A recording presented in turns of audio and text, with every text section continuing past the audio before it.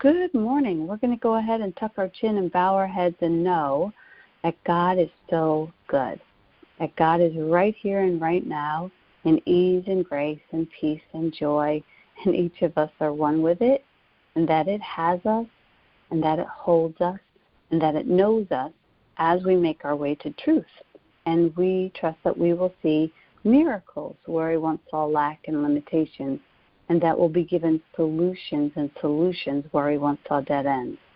So we commit to remembering that we are immersed in God's holy ecstasy and audaciousness, where all things are possible and where all things are perfect.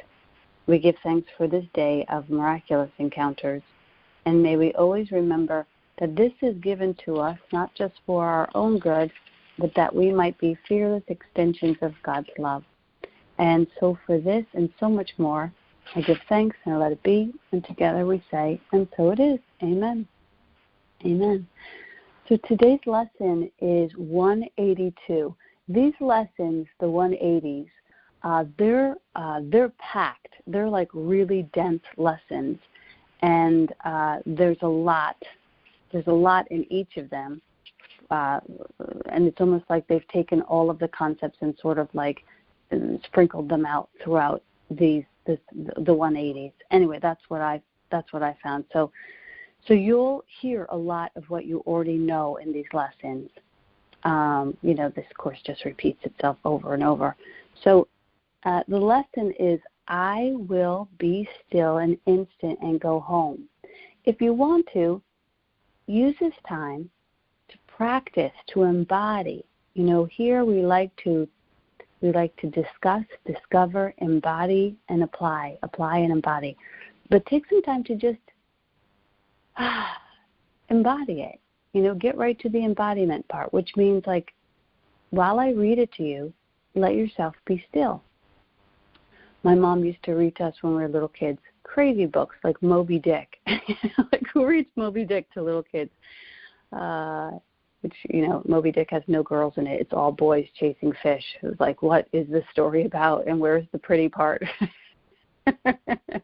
Anyway, maybe your mom read to you too. So just be still. Just be still and take in the lesson. This world you seem to live in is not your home. And somewhere in your mind, you know that this is true. A memory of home keeps haunting you, as if there was a place that called you to return, although you do not recognize the voice, nor what it is the voice reminds you of. Yet still you feel an alien here, from somewhere all unknown. One second. An alien here from somewhere all unknown. Nothing so definite that you could say with certainty you were in exile here. Just a persistent feeling, sometimes not more than a teeny throb, at other times hardly remembered, actively dismissed, but surely to return to mind again. Well, who hasn't felt like that? Where you're like, am I even supposed to be here? Like, this world is so weird. Like, I know I have mothers and fathers and sisters and brothers, and I'm tethered to this world, but is this all there is? And I don't know if I'm supposed to be here. I feel like you're like a distant cousin crashing a wedding where you don't know anybody, and it's like all of us have felt that. No one but knows whereof we speak, yet some try to put by their suffering in games they play to occupy their time and keep their sadness from them. Others will deny that they are sad and do not recognize their tears at all. Still others will maintain that what we speak of is an illusion, not to be considered more than but a dream. Yet who, in simple honesty, without defensiveness and self-deception, would deny he understands the words we speak? We speak today for everyone who walks the world, for he who is not at home. For he is not at home.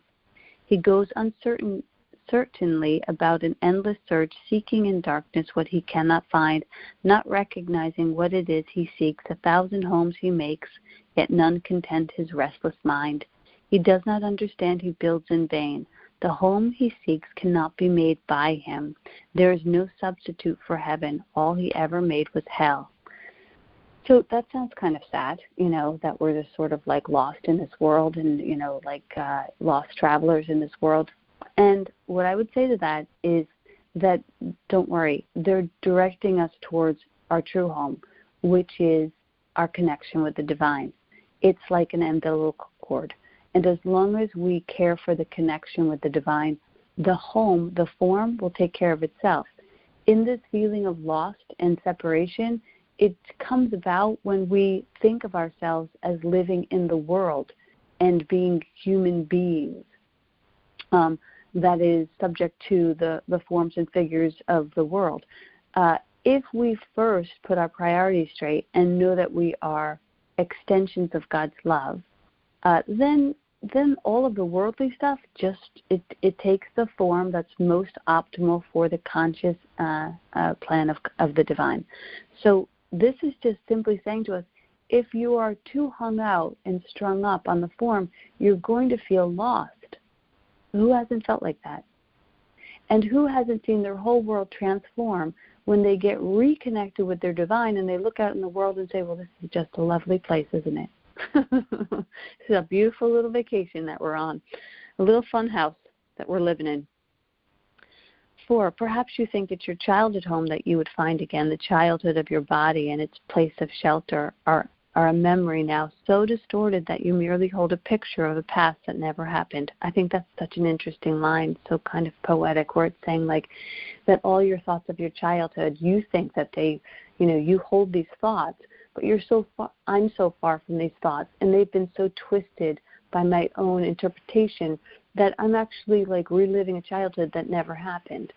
Because that's what happens with memories. They get distorted and changed. And, you ask any two siblings in a household, like, do you remember when Mom used to make pineapple upside down cake? And the other one will say, no, my mom never made pineapple upside down cake. So, that's just a subtle, example of how we all see things so differently. We're like the 7 blind men sitting around the elephant, only seeing what we think is true, and what we believe we will see. So anyway, I think that's an interesting bit. Yet there is a child, capital C, in you who seeks his father's house and knows that he is alien here. This childhood is eternal, with an innocence that will endure forever. So now they're pointing us back to the truth of who we are. There is a child, capital C, within you, a light within you that is so divine. Like, why would you seek for breadcrumbs in this world when you have that, when you know that? And when you know that, the world becomes a banquet. Where the child shall go is holy ground. It is his holiness that lights up heaven, and that brings to earth the pure reflection of the light above, wherein are earth and heaven joined as one. So they give us 2 examples here. One of this home where we're like lost and confused and like, am I even supposed to be here? When I was a little kid, I was a little weird, but I used to tell my neighbors that I was adopted. And one time, their mom came to my mom, and they're like, our daughters told us that Maureen was adopted, and I just think it's amazing that you adopted a child after having, 6 of your own. And my mother's like, she wasn't adopted. But there is that, mythology that we carry, like, I don't belong to these people. But when we find that we are the child of the beloved, then all of it begins to make sense. Then we can sort of wear the world loosely.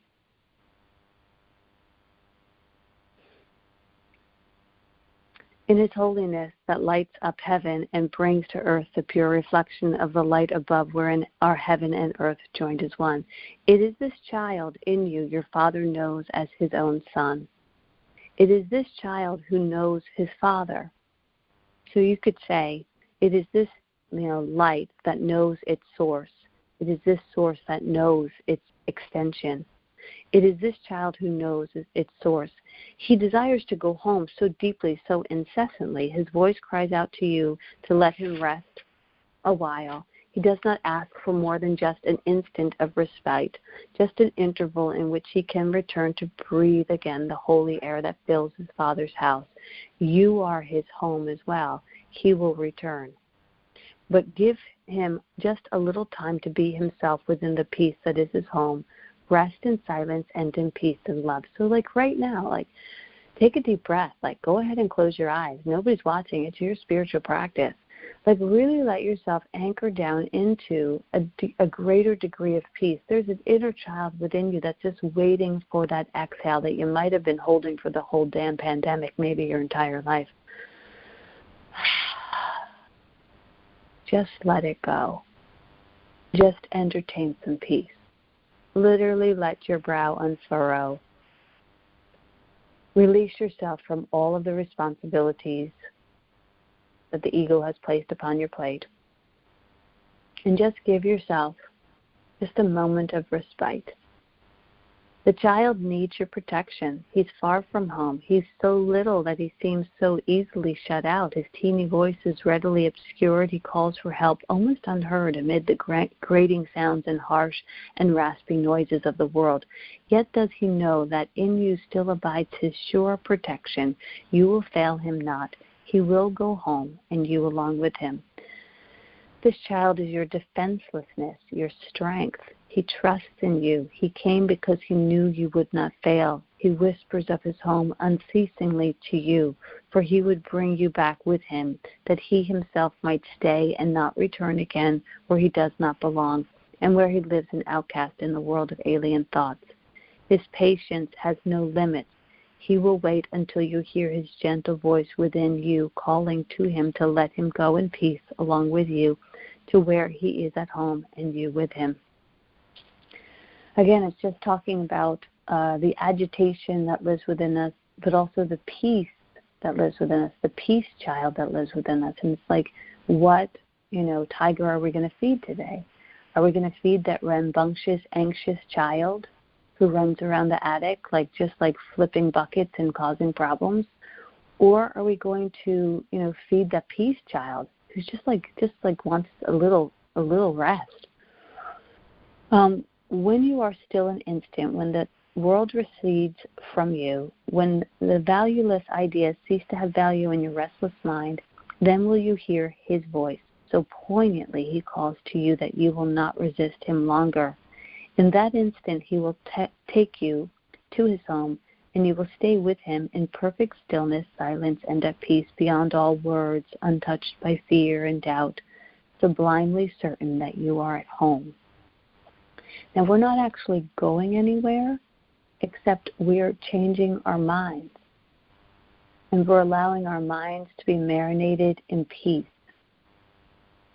so that we don't need to travel to the future and we don't need to dabble in the past, so that we can experience a greater ability to be right here, right in the present moment. That's where that's where the peace is. Christ is reborn as but a little child, each time a wanderer. I'm sorry, I skipped a paragraph. Rest with him today. Rest with him frequently today. For he was willing to become a little child, that you might learn of him how strong is he who comes without defense. I mean, think about that. Every time you rush to the future or dabble in the past, there's a accompaniment of defense. We're defending against this moment. We're saying, I don't want to be in this moment. I want to be anywhere but here. In this moment, it's not good enough for me. In this moment, it's not enough for me. So if your eyes are closed, open them up and look around where you're at. Look at this magnificent moment that you have created, that God has created for you, the way the light hits everything around you. Look at the stunningness that you live amongst. And even if it seems chaotic and messy, actually there's so much beauty right where you are. Take it in. Say hello to your life. It says, offering only love's messages to those who think he is their enemy. He holds the might of heaven in his hands and calls them friends and gives them strength to them that they may see him that they may see he would be friend to them, and he asks that they protect him for his home is far away, and he will not return to it alone. So, this child within us is like, hey, give me a break. Like, let's not jump into the future because we're fractured there.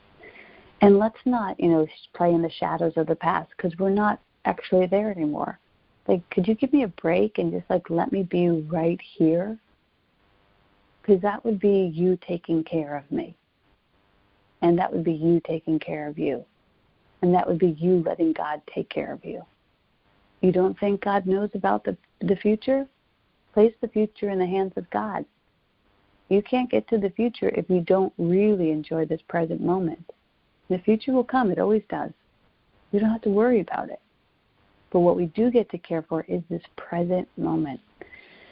Christ is reborn as but a little child each time a wanderer would leave his home, for he must learn that what he would protect is but a child who comes defenseless and who is protected by defenselessness. Go home with him from time to time today. You are as much an alien here as he. Take time today to lay aside your shield, which profits nothing. Lay down the spears and swords you raised against an enemy without existence. Christ has called you friend and brother. Isn't that beautiful? Christ has called you friend and sister. He has come to ask your help in letting him go home today, complete and completely. He has come as does a little child who must beseech his Father for protection and for love. He rules the universe, and yet he asks unceasingly that you return with him and take illusions as your God no more. I don't know if you were there for the talk I gave, a couple months ago. And I just listed, I think, the first two Gospels, all the references of when Jesus went to pray. It was like, he went over here and then he prayed and he talked to those guys and then he went to pray and then he went to this and he prayed, and he was like praying all the time. There's all of these examples of how and then he left them and he walked out to the desert to pray, and then he went into the garden to pray. It was like, the man knew how to take care of his spiritual well-being. And even the apostle said to him, Jesus, teach us how to pray, because they knew his God by his actions, and they were like, this guy has a connection, and we want that connection. So this is the same thing that's talking about here. It's like, it's nice that we get up in the morning and, bolster our spiritual well-being. But this is something that can be thread throughout our entire day. And today it says, take time to rest. It says, take time today to lay aside your shields. And the final paragraph is, you have not lost your innocence. It is for this you yearn. This is your heart's desire. This is the voice you hear, and this is the call which cannot be denied. The Holy Child remains with you. His home is yours. Today he gives you his defenselessness, and you accept it in exchange for all the toys of battle you have made. And now the way is open, and the journey has an end in sight at last. Be still an instant and go home with him, and be at peace a while. So, the image that I'm getting is of the nativity. And a lot of times I think about how we are each, the characters in the nativity. We're a little Mary, we're a little Joseph, we're a little baby. But in this scenario, they're saying to us, you are the manger. You're holding this child within you. You're here to protect this child. You are actually the manger. The word manger is a French word that means to feed. So you are here to feed the world. What? Love. That's it. Oh, but I like to feed them a little bit of fear because I like fear. It makes me feel jagged and hopped up. I know. It's kind of like when you find your kid eating Sour Patch Kids for breakfast, and it's like, no, you don't want those. So I know that we have this subtle addiction to getting jagged and junky with each other and ourselves, but today for our self-care, we're going to attempt to really take care of ourselves and not allow ourselves to dabble so much in the future or be so far in the past. To just be here right now, knowing that we are responsible for caring for this innocence that dwells within us. And this innocence is not fed on, the blood of our enemies. It's not. And so we can sort of let that go. So I told you these lessons, the 80s, 180s, they have a lot in them, even though they're sort of written in a very poetic way. I hope that this lesson brought you some peace. And we will do 2 minutes of meditation just so we can have some silence. But does anybody want to share anything that came up while we were reading this lesson, anything else that you saw that might be important to speak to?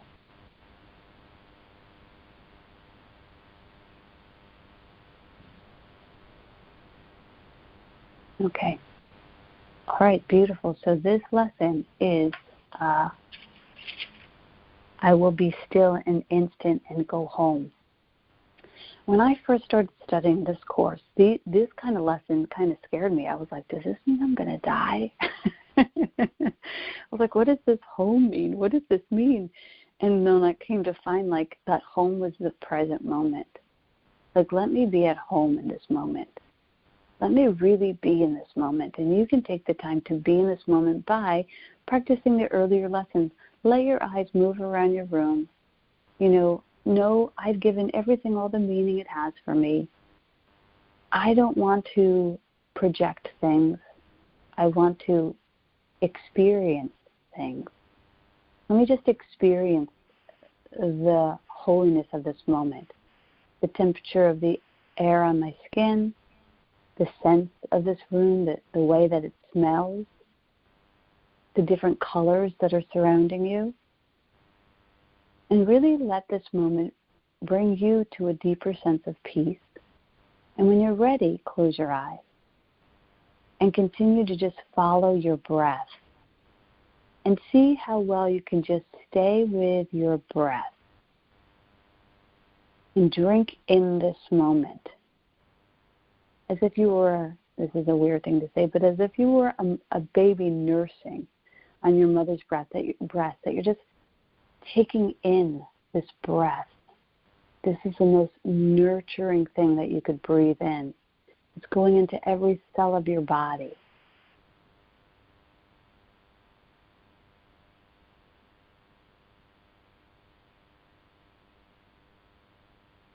Let yourself be nurtured by this moment. Here we go for 2 minutes.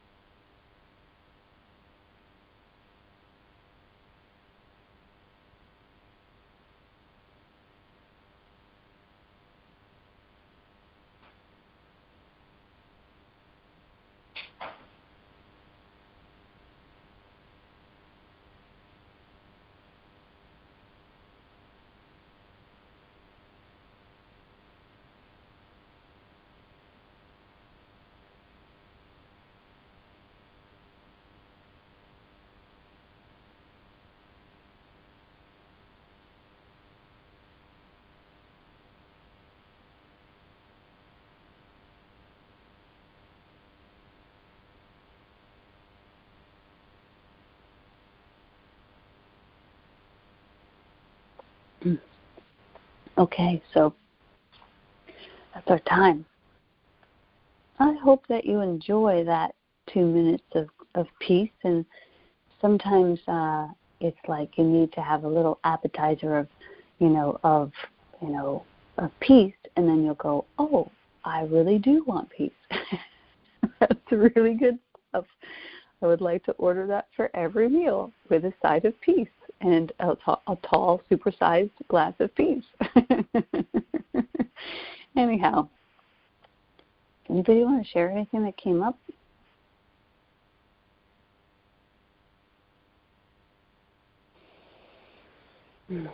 Well, you might still be in your place of peace, and that's perfect.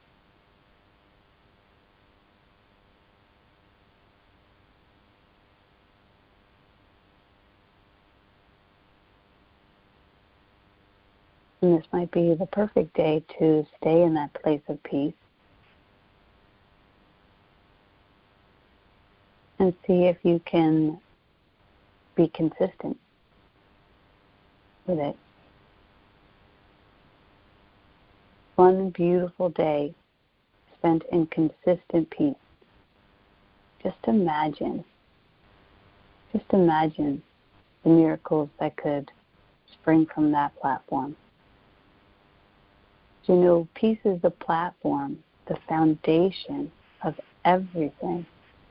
That's why in Course in Miracles, the goal is peace. The goal is not win friends and influence people. The goal is not change the world. The goal is not, it's not even equality. The goal is peace. And from peace, equality, prosperity, all of the rest of it has an actual place to set up home. But without peace, we have nothing.